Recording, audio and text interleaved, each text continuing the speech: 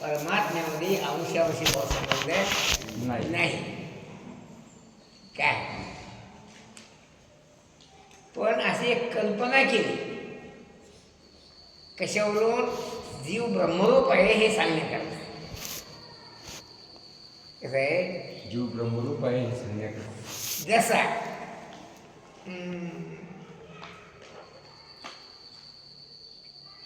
देवड्या रूपी गौचा अंश आहे.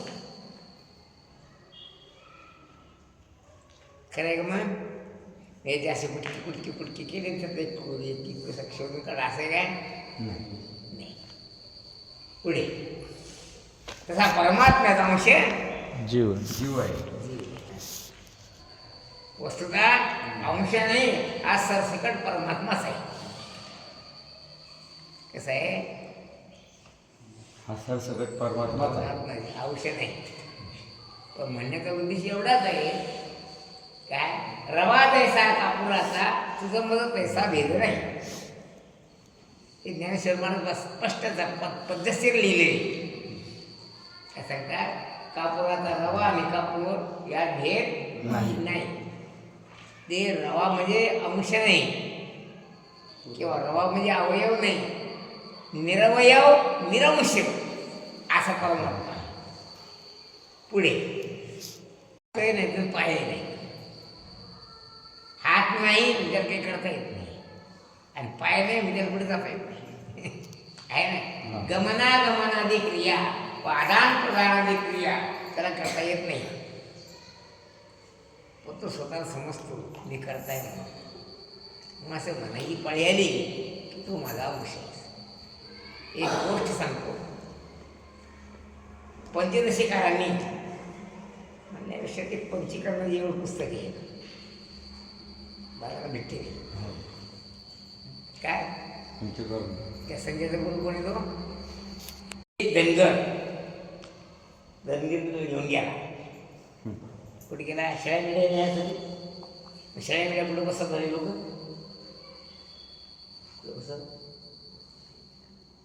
वावरात बसवता काय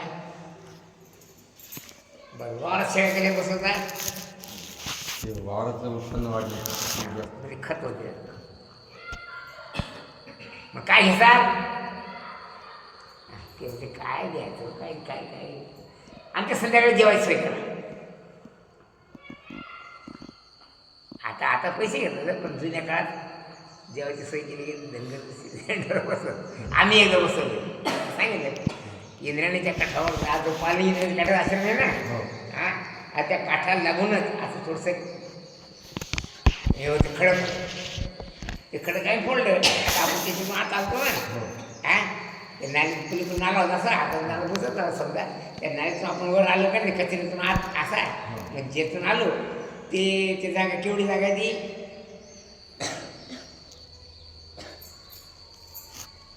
केवढी असं झाला की असं एक उंची टेकड होतं. या टेकड्यावर त्या धनगरांनी आखर दिला. लेकरं बाकलं सगळं संध्याकाळची वेळ आणि ते असं वाढत असते एक धनगराचं पुन्हा त्यात लाडकी फांडली काही जाता येत नाही काय नाही. योगा झाला एका धनगरानं ते पार किंवा पोरीने पार असं धनीने पार धनी धनगिरी नसेल आहे का नाही. कोणी मग आता गमत काय झालं ती वाघीण गेली तिकडे दूर चरायला धनीच्या झाडात बसलं. मग धनी घुसली त्या वाघाच्या ह्याच्यात आणि त्यातली एक पिलो असं धरून काही वाघीण पिलो तुम्हाला कोणाला धनी नावाची पिल आणि त्याला शाळेत करतच पाहत असेल कुत्रीच्या पिल्यासारखं. आता गंमत झाली ते वाघिणीचे पिलू मेंढराच्या पिल्याबरोबर वागलं राहू लागलं. मात्र ते आखर उठला की दुसरीकडे गेले. असं करता करता करता करता असं झाला की 12 महिने झाले. 12 महिन्यात त्या वाघाच्या पिल्याला मेंढराच्या बरोबर वागल्यामुळं मी मेंढरू अशी भावना झाली का नाही. काय मग मेंढरासारखं व्याय करणं मेंढरासारखं वागणं सगळं मेंढरासारखं बसणं सगळं आता त्याच्यात जर आलं मग असं होतेच का नाही हो हा कसं आता गंमत माझी गंमत सांगता दीर्घकालाच्या सहवासानं त्या वाघाच्या पिंजराची भावनी झाली की आपण मेंढरू भाऊ काय झालं आता मेंढरासारखं गवत खाणं मेंढरासारखं बसणं मेंढरासारखं न्याय करणं सगळं ते झालं का नाही हा मग एकदा काय झालं सर आता धनगराचा आखर नेहमीच गोष्ट झाली ती मग एकदा असा धनगराचा आखर एका ठिकाणी होता त्यात आला वाघ वाघ गेलो सगळे जण पिले गेले पळून मेंढरीचे सगळे कॉकर मेंढर सगळे ते वाघ पिले गेले पळून गेल्यानंतर आता वाघाला असं आश्चर्य वाटलं काय किंवा पिले पळायची गोष्ट तरी पण नाही ही कसं का पळलं यानं पळायला पाहिजेच नव्हतं काय असं म्हणतात की वाघाच्या पिल्याला वाघाची भीती नसते किंवा मांजराच्या पिल्याला मांजरीची भीती असते काय ते असं मुडकं जरी दाबलं तरी खरं जीव घेते की उंदरासारखा नाही मग तसं त्याच्या पिल्याला वाघाच्या पिल्याला वाघाची भीती असायला पाहिजे काय ह्याकडे कसं केलं एका ओढ्याच्या काठावर वाघ गेलं त्याला सांगायला ते असं असं गिळत बसलं असं अरे मूर्खा तू कसा का पळून आला म्हणे बाबा तुम्ही आम्हाला खासा मग मी आले का तू खायला म्हणे हा अरे गदिया चाल इडे त्याला आणलं घरून आणि आज पाया पाण्यात पालं पाण्यात पा तुझं तोडपा माझं तोडपा तुझ्या तोडात माझ्या तोडात काय फरक आहे काय हा नाही पाहुण्याचा पंजा दाखवता पाम माझा पंजा तुझा पंजा पाम हा सारख्या ठिकाणी म्हणजे हो हो कर म्हणून त्यानं अहो कर या नाही केलं पाम तुझा आवाज माझा आवाज सारख्या ठिकाणी हा मग तुम्ही कोण आहे वाघच एकच आहे हा तर मुंबई वंशो जीव लोकी याचा अर्थ आहे तू माझाच आहे मीच आहेस वागत आहेस पळायचं काही करणे काय तसा जीवात्मा परमात्म्याचा अंश असल्या कारणानं परमात्मा जीव परमात्माच आहे काय जीव ब्रह्मैवनापतः जीव परमात्मा भिन्न नाही समजली गोष्ट आहे तेव्हा त्या वाघाच्या पिल्लेला निश्चय झाला आणि त्यानं वाघासारखी आरवली टोकली किंवा सगळे दारा दान झाली मेंढराची आणि दोघं परत गेले अशी गोष्ट आहे पुढे नियता जीवात्मा ज्याला उत्क्रमण करतो मना षष्ठानी इंद्रियानी काय 5 इंद्रियाने मन याच्यासह हा जीवात्मा म्हणजे लिंग शरीराला घेऊन जातो आणि कुठे जातो प्रकृतीच्या ठिकाणी स्थिर नंतर त्या कर्मगतीप्रमाणे त्याला पुढचे जन्म प्राप्त होतात पुढे श्रोत्र चक्षु जीवा इत्यादी जे 5 प्राण आहेत त्यांच्या नाही प्राण्य श्रोत्र जीव ही 6 इंद्रिय हा जीवात्मा त्यांना आकर्षित करून अन्य शरीरास प्राप्त होतो कसा आकर्षित करतो जसं की वायू गंधाने बरोबर गंधाला त्याच्या निवाशयापासून निवासस्थानापासून वाराचं आकर्षण करतो तसा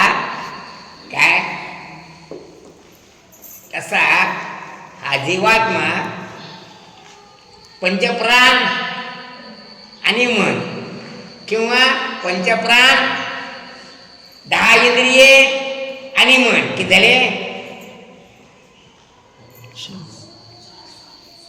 16 मग काही लोक 16 तत्व म्हणतात काही लोक 17 तत्व म्हणतात काही 19 तत्व म्हणतात याला लिंग शरीर म्हणतात तेव्हा लिंग शरीराला जेव्हा जीवात्मा प्रकृतीस्थानी करण्यासाठी आपल्या प्रकृती या ठिकाणी म्हणजे आपल्या कारणामध्ये लीन होतो जसा गोप्याला भीती वाटली गोप्या काय करायचा बाजूला जाऊन निघायचा का नाही किंवा लेकराला भीती वाटली लेकर कुठे जाऊन दिसतात तसं हे जीवात्मा आपल्या आईजवळ म्हणजे प्रकृतीजवळ जाऊन लीन होतो पुढे आणि या उत्क्रामंतम सुतर्वापी विज्ञान वा गुणान्वितम उपाधीचे या सगळ्या त्याच्या ज्या क्रियेचा उत्क्रमण करणे, स्थिर होणे, गुणाप्रमाणे गुणाचा भोग भोगणे, गुणयुक्त होणे, त्या सगळ्या ज्या क्रिया आहेत त्या सगळ्या क्रिया पुढे हे इथे भोग भोगताना गुणान्वित म्हणजे गुणांचे विकार जे सुखदुःख आहेत, काम, क्रोध, भय, मोह इत्यादी जे गुणांचे विकार आहेत, सुखदुःख इत्यादी इत्यादींनी जो अन्वित होतो, युक्त होतो. युक्त होतो, असा जो ज्ञानी पुरुष आहे हा. तो निष्कल निष्क्रिय जो आत्मा आहे त्या आत्मस्वरूपास यथार्थत्वाने जाणतो. आणि जो जे विमूढ आहे याज्ञेने येतं विमुडा न अनुपश्यन्ति नानुपश्यन्ति विमुडा न अनुपश्यन्ति. म्हणजे विमूढ जे येतं जे मूर्ख येतं ते ही गोष्ट जाणू शकत नाही. आणि पश्यन्ति ज्ञानचक्षुषा जे ज्ञानी लोक येतात ती ही गोष्ट जाणतात. कसं आहे कसं आहे कसं आहे जे ज्ञानी लोक आहेत ते ही गोष्ट जाणतात. हा ज्या जे मूर्ख मूर्ख लोक आहेत आहेत ते ही गोष्ट जाणू शकत नाही. आता एक विषय महत्त्वाचा आहे. परमात्मा हा सर्वव्यापक आहे का जीवात्मे सर्वव्यापक आहे? परमात्मा सर्वव्यापक आहे. जळे स्थळे काष्ठे पाषाणी कोण आहे? परमात्माच आहे. परमात्माच आहे. हा करतो काय? एक महत्वाचा मुद्दा. आणि तो ओळखायचा कसा की अमुक ठिकाणी परमात्मा म्हणून सांगता लक्षात ठेवा. आदित्याच्या ठिकाणी जे तेज आहे यत आदित्य गतम तेजम. काय सांगतात? आदित्य म्हणजे सूर्य. आदित्य म्हणजे सूर्य, गोष्ट खरी आहे. पण आदित्य म्हणजे अदितीचे पुत्र, त्याचं नाव आदित्य. आणि दैत्य म्हणजे दितीचे पुत्र दैत्य. पण सूर्याच्या 12 नावामध्ये आदित्य सूर्याचं एक नाव आहे. ओम आदित्याय नमः, ओम भानवे नमः, दिवाकराय नमः, असे 12 नाव आहेत सूर्य. त्यात आदित्य त्याचं नाव आहे. मग असं धरा की आदित्य गतम तेजो म्हणजे सूर्याच्या ठिकाणचे तेज आहे. तर तेजो ते माझं तेज असं तू म्हणजे मला तुला पाहायचं का तेजो रूपानं सूर्याच्या ठिकाणी तेज ते मी आहे. अर्थात मी सूर्यात व्यापक आहे. यत आदित्य गतम तेजो. आवाज गेला. जगत भासयतेखिलम. अखिलम जगत भासयते. काय सांगतात? अखिल जग ज्या सूर्यप्रकाशानं भासमान होते ते जे तेज तो जो प्रकाश आहे तो माझा प्रकाश आहे, मी आहे. याच्याबद्दल एक श्रुती सांगते यस्य भासा सर्वमिदं विभाती. ज्याच्या भासाने अर्थात ज्याच्या प्रकाशाने इदम सर्वं विभाती. काय?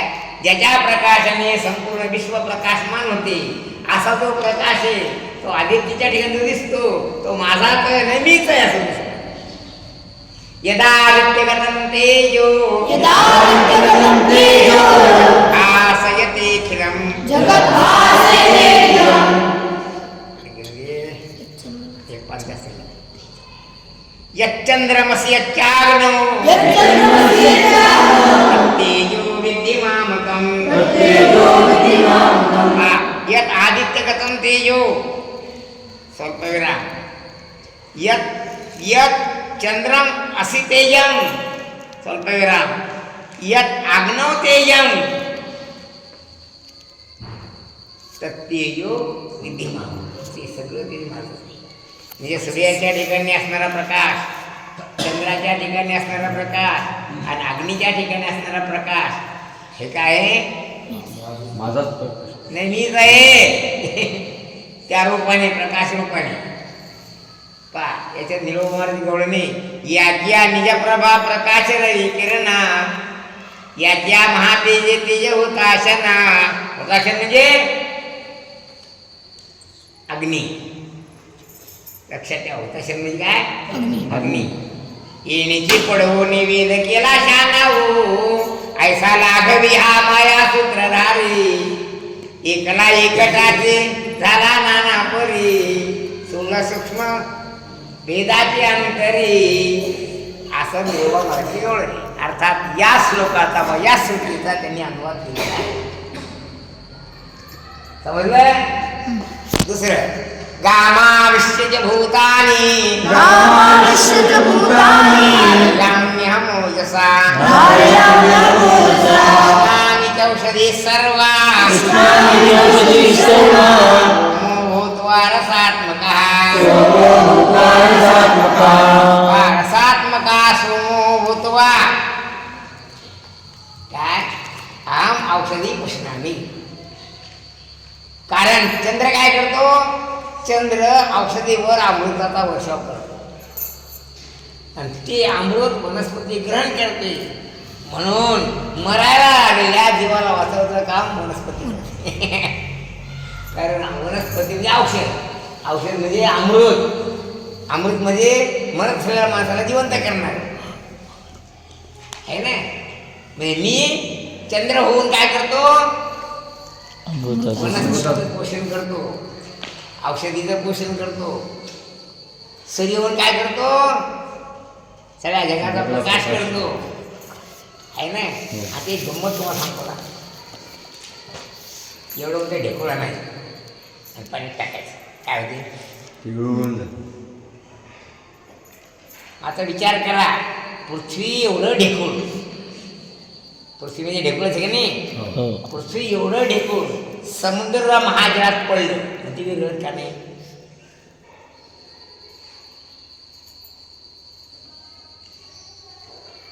किंवा असं धरा. रुपये भाऊ नाही नाही म्हणत मग ते 30-35 वर्षापासून असतच. किती 26 वर्ष. हा 26 काय 26 वर्ष. आपलं काय बिघडलं. 50 का म्हणा आहे का नाही. मग याच्या अंगाचा वास का सुटला.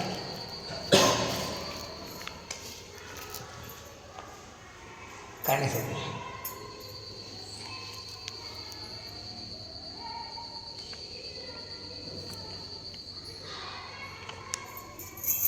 आपण पाहतो आणि सडके इकडे एखादे कुत्रे फेकून दिलं त्या अंगात वास सुटतो. मांजर फेकून दिलं त्याचा वास सुटतो. मग आपल्याकडे वास काय सुटतो. सुटत नाही. खरं आहे का पुन्हा सुट्टी. का सुटतो का सुटत. जो पण परमात्मा शरीरात आहे तो पण या शरीराला तो सडू देत नाही कुजू देत नाही. परमात्मा पृथ्वीवर गाम म्हणजे पृथ्वी. पृथ्वीमध्ये शिरला. गाम आयुष्य पृथ्वी शिरला. त्यामुळं एवढं मोठं ढेकूळ समुद्ररूपी महाजळात विरघळत नाही.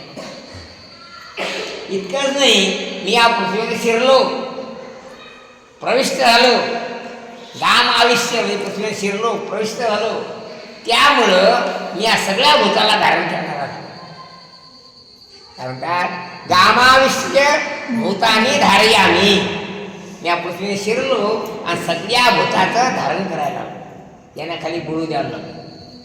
माळतो आपण लोकांच्या बाकी झाली. आणि परमात्मा त्यात शिरला असल्या कारणानं या संपूर्ण प्राणी मात्र तो काय करतो धारण करतो.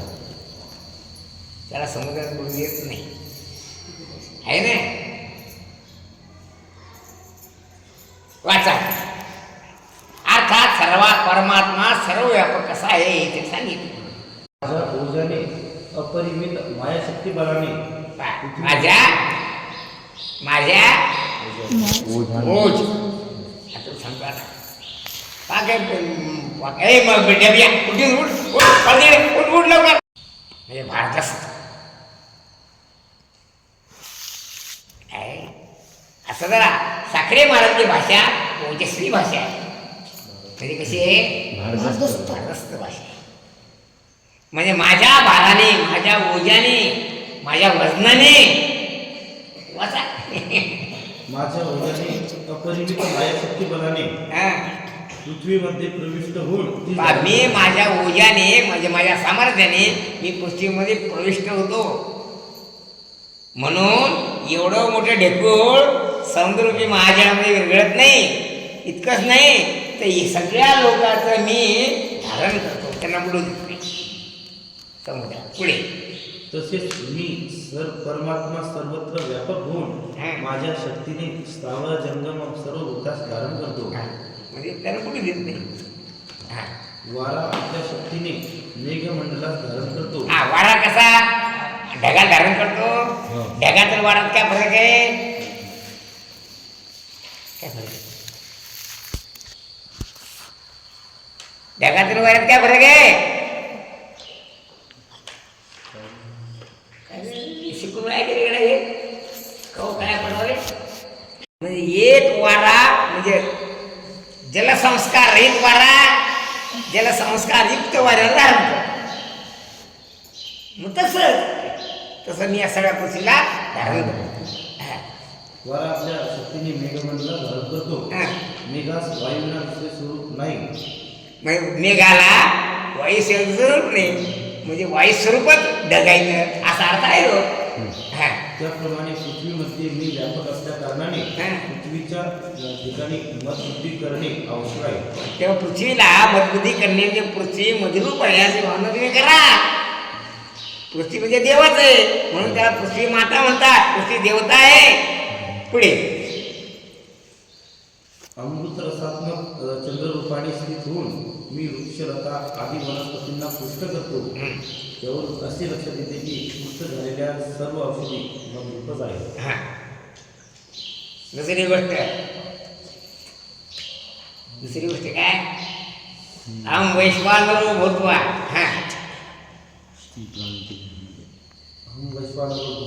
प्राणीनाम देह आश्रिता. मी प्राण्याच्या शरीरात आश्रय करतो, त्याच्या पोटात शिरतो धनीच्या, आणि ती जेवढं खाल्लं तेवढं सगळं पचवून टाकतो. जर समजा म्हणजे मी प्राण ने आपण प्राणापानाच्या जोड वाहती फुंक फुंकोनी आवराती नेन तसे आटो किती उदरामध्ये. किती खातो नेनो मग त्याचं माप काही घेतलं नाही. आणि जर माप केलं समजा किती क्विंटल झालं सर आतापर्यंत?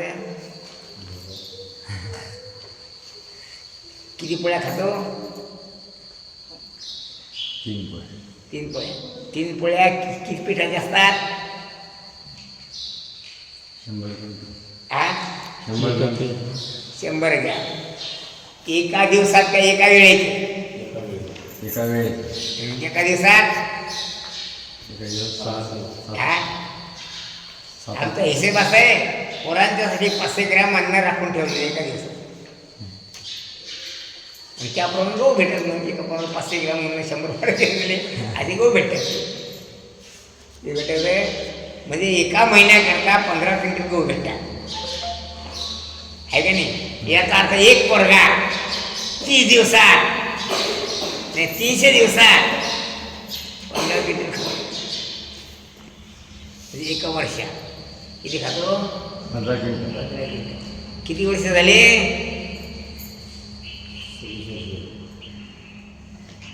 किती झाले? 9 किती होता? 15 वर्ष झाले ना. किती झाले? 15 गुणला 15 किती झाले?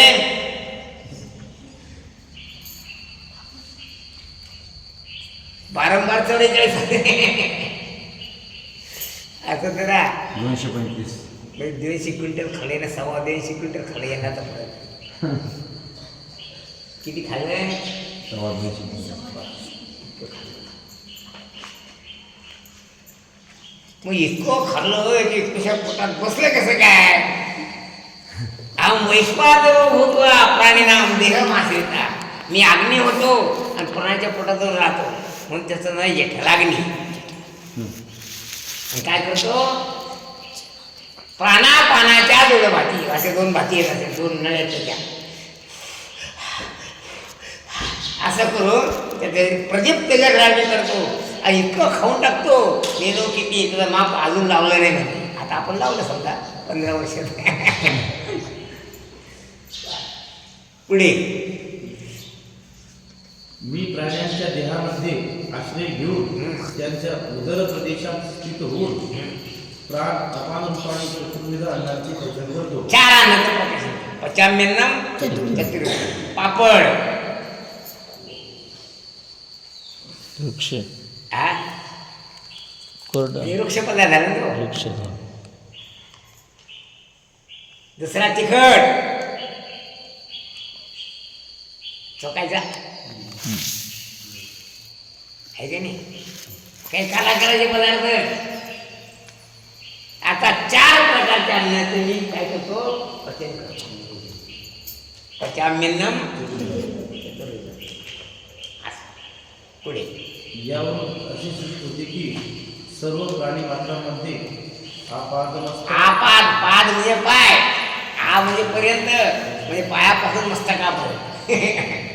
त्याचं नाही आपाद मस्तक. हां आपादमस्तक अग्निस्वरूप असा जो म्हणजे मी अग्निस्वरूप आहे. त्या मस्तकापर्यंत इथे जर हातला तर गरमच आहे, पायात खाली हातल्यावर गरमच आहे. म्हणजे मी अग्निरूपाच्या पूर्ण शरीरामध्ये व्यापक आहे. हां तेव्हा सर्व प्राणी मात्रांनी मध्येच करायलाच पाहिजे. तेव्हा सगळ्या प्राणीमध्ये विचार करावा काय की ते शरीरामध्ये मीच आहे, दुसरं काहीच नाही. पुढे सर्वस्य चाहं हृदि सन्निविष्टो सर्वस्य चाहं हृदि सन्निविष्टो मत्तस्मृतिर्ज्ञानमपोहनञ्च मत्तः स्मृतिर्ज्ञानमपोहनं च वेदैश्च सर्वैरहमेव वेद्यो वेदैश्च सर्वैरहमेव वेद्यो वेदान्तकृद्वेदविदेव चाहं वेदान्तकृद्वेदविदेव चाहम् सर्वस्य चाहं सर्वस्य सगळ्याच्या हृदयात अहम सर्वस्य च अहम सगळ्याच्या हृदयामध्ये मीच हृदय सन्निविष्टो हृदयाच्या ठिकाणी वास्तविक असतो. परमात्मा कुठे असतो हृदय असतो. परमात्मा म्हणजे हृदयाच्या ठिकाणी परमात्मा असतो. मी तिथे राहतो आणि काय करतो स्मृती म्हणजे स्मरण करून देतो त्याला. म्हणजे हे अनुभवलेल्या पदार्थाचं स्मरण कायम ठेवतो.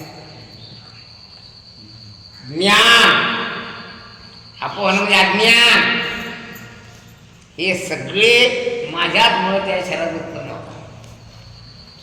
इतकंच नाही सगळ्या वेदाचा वेद्य सगळ्या वेदाला जाणण्यासारखा असं कोण आहे अहमेव वेद्यो मीच वेद्य जाणणार आहे.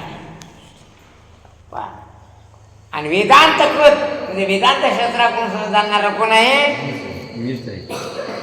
देवच्या मीच जाणण्याकरता योग्य आहे. वाचा सर्व प्राणी मात्रांच्या हृदय परमात्मा क्षेत्रज्ञ रूपाने पा इथे क्षेत्र मुद्दाम 13व्या अध्यायात स्मरण करून दिला मुद्दा काय शरीर क्षेत्र आहे आणि शरीरामध्ये मी हृदय सन्निविष्ट हृदयात राहतो म्हणून क्षेत्रज्ञ रूपाने राहतो. पुढे क्षेत्रज्ञ रूपाने सन्निविष्ट आहे. म्हणजे सन्निविष्ट म्हणजे त्यात प्रवेशित झालेला आहे. याचा अर्थ परमात्मा क्षेत्रज्ञ आहे. बरोबर आहे. मग क्षेत्रज्ञ किंवा मी सांगितलं तिथं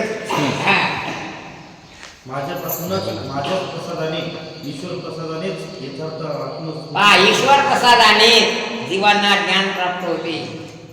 काय सांगतात रमेव वेद्यो काय वेद्य म्हणजे ज्ञानाचे विषय ज्ञेय पदार्थ माझ्याच प्रसादाने तुम्हाला त्या पदार्थाचं ज्ञान होते. पुढे एवढ्याच करता देवाचं भजन करत असते की देव आपलं प्रसन्न व्हावं. काय तमेव शरणं गच्छ सर्वभावेन भारत तत्प्रसादात परम शांतीं प्राप्स्यसि. त्या ईश्वराच्या प्रसादाने तू परम शांतीला प्राप्त होईल. अर्थात माझ्याच प्रसादाने या लोकांना ज्ञान अज्ञान स्मरण स्मृती सगळ्या माझ्या प्रसादाने होतात. एवढ्या करता की देवाला प्रसन्न करण्याकरता त्याच्या भजनात कुचरपणा करायचा नसतो. कुचरपणा केला की नाराज होतो मग आणि देव नाराज झाला की मग अवघ्या रस्ते येते करा देव झाला पाठी मोरा अवघ्या दशा येती करा. पुढे ईश्वर प्रसादानेच यथार्थ स्मृती प्राप्त होते. असे सिद्ध झाल्यावर मूढास व अमूढास वेदांत उपदेशक गुरु ब्रह्मवेत्ता यांचे ठिकाणी ईश्वर बुद्धी अवश्यमेव करणे आहे. म्हणून म्हणतात गुरु ब्रह्मा गुरु विष्णू गुरुदेव महेश्वरा. एवढ्या करता म्हणतात कारण गुरुच्या ठिकाणी ईश्वर बुद्धी अवश्य करणे योग्य आहे. कारण गुरुप्रसादाने व ऐश्वर्य प्रसादाने जीवना ज्ञान स्मृती मेधा या सगळ्या गोष्टी प्राप्त होतात. मग भजन केलं काय होते? बुद्धी प्राप्त होते. इतक्या गोष्टी प्राप्त होतात. माझ्यापासूनच तपोवन अर्थात जर धन्यानं भजन केलं नाही तर खेकडा चोळावं लागतं. आणि भजन केलं तर चांगली बुद्धी प्राप्त, हा काय होईल? परमसुखाला प्राप्त. अरे ते जगन्माता होऊ शकते. काय होते? जगन्माता. माताजी होऊ शकते ती की सगळ्या माणसांना तिची पूजा करा. भजन केलं तर माताजी, आणि नाशी बसली तर खेकडा चोळा आणि आंब्याखाली टाकून द्या. पाच काय करायचं त्यात. आम्ही काय सांगतो, आपली पसंती. खेकडा चोळून घ्यायचं काय, मासी बसवला. लोक कोण पाय पडून घ्यायचं काय, माताजी व्हायचं काय, भजन करा. काय नाही? कारण ईश्वरीय प्रसादाने या सर्व गोष्टी प्राप्त. मत प्रसादा राम शांती प्राप्त. पुढे माझ्यापासूनच तपोवन म्हणजे ज्ञान अज्ञान उत्पन्न होतात. हो.